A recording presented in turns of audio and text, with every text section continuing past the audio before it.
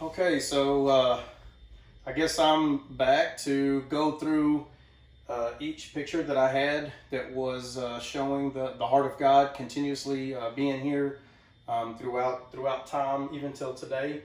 And so I guess what I'm gonna do is I'm just gonna magnify each one of them individually and kind of break down the heart within the picture or um, the item that I spoke about. There was a lot of comments that were made.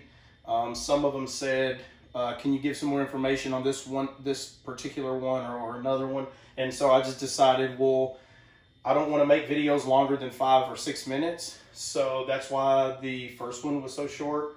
So what I'm going to do is just for 5 minutes on each one of them, just go through there and talk about that individual heart that represented, that was a shadow of what was to come, which was Christ. Okay, so here I have Eden kind of blown up a little bit more. You can see I got some direction here.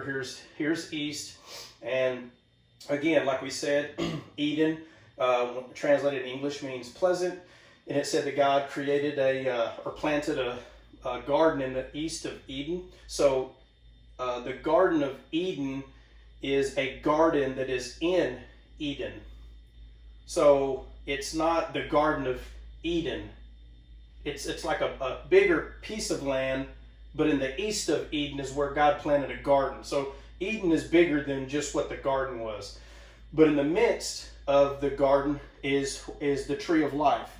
And so just getting straight to the point, the tree of life is Christ. Okay, so there may be some people that don't really see that, but there is no other word in the Bible that means life other than Christ. So now that we can see what took place in the New Testament, it's really easy for us believers to see that there is only one thing we eat from that gives us everlasting life, and that would be Christ. He told us that if we ate from him, that it would give us everlasting life. And when he said this, some of the people he said this to, after he fed thousands of people, they really thought he was talking about cannibalism, and it kind of steered away from him.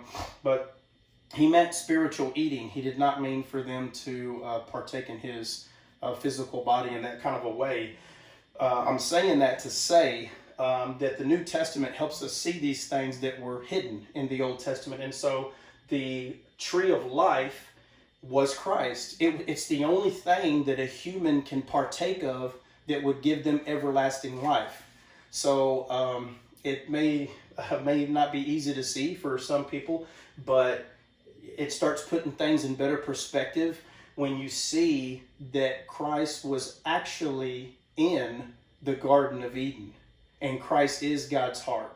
And so if Christ lives in you, you are God's heart. David was called a man after God's own heart, not because he was perfect, but because of his name. The name David, the Hebrew name, and when you translate it in English, David's name means love. So the Bible says that God is love. So for David's name to mean love, and for David to have done all the things that he have done, David was a huge shadow of something that's not easy to see if you don't have the New Testament. And so it's not a coincidence at all that David is the one that fought Goliath. Okay, so I guess I can do this real quick. I'm trying to do this as quick as I can. But we'll say, just an example, we'll say that Eden, even though we know that Israel wasn't Eden in that kind of a way, but if you can see this depiction, it will really help show you something. Well, that's not even green. That doesn't matter. Okay. We'll say this is Israel, and I'm showing you something. Here's Goliath. Okay. Now we know that that Goliath's name in Hebrew means to be cast out or exiled, right? So we'll say exile. So here we have David, whose name means love, okay? And love was not afraid to fight exile. So if we look at the names and we just see David and Goliath, then you just see two people fighting, and you can get an atheist, no offense, I'm not trying to downplay or talk bad about atheists, but atheists don't believe in God. So, but what I'm saying is you can get an atheist that will look at the story of David and Goliath and only see the carnality of it, only because they don't have faith in the other side of it. But they could if they chose to. But they will give you a sermon of some sort about how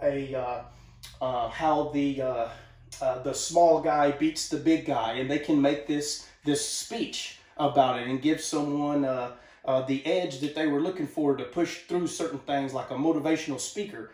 But the deeper truth in these stories, we're not just to talk about how a small person can beat a big person, or how you can defeat your Goliaths in life. That's not really, you can use that, and it is true.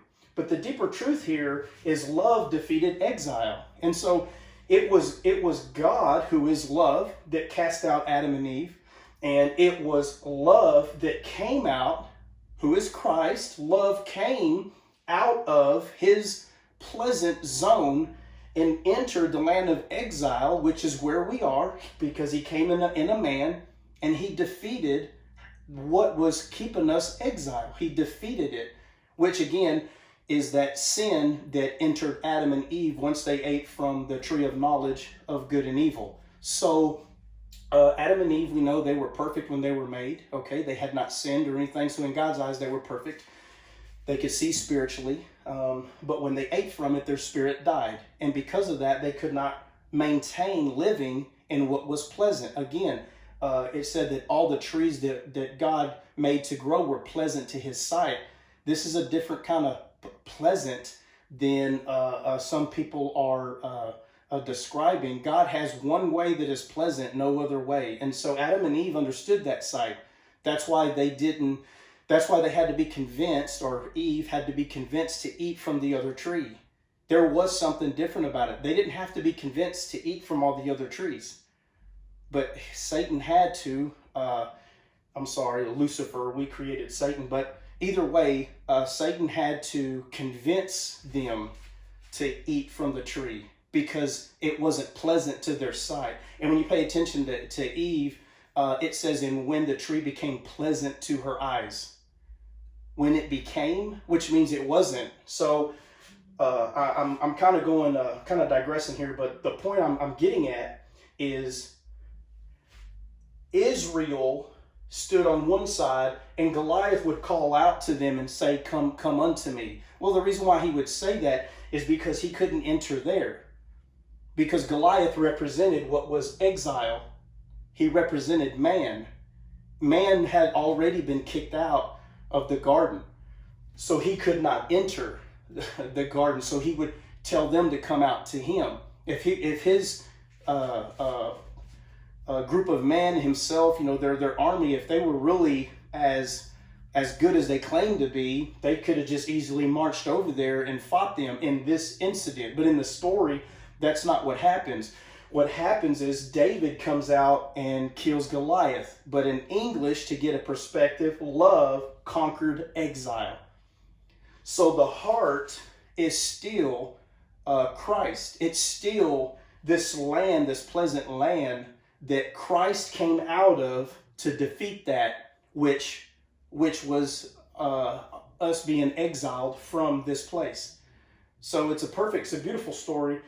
Okay, I don't think I need to go any further than that, but that's just a little bit about Eden, the heart, which was Christ, who was the tree of life. And I just wanted to expound a little bit on the Eden part of that and the pleasantness. And we know that Jesus is the only thing that is pleasant to the Lord, and his savoring flavor, his aroma out of us goes to him daily, and he no longer sees our imperfections, but the perfection of Christ, what he did.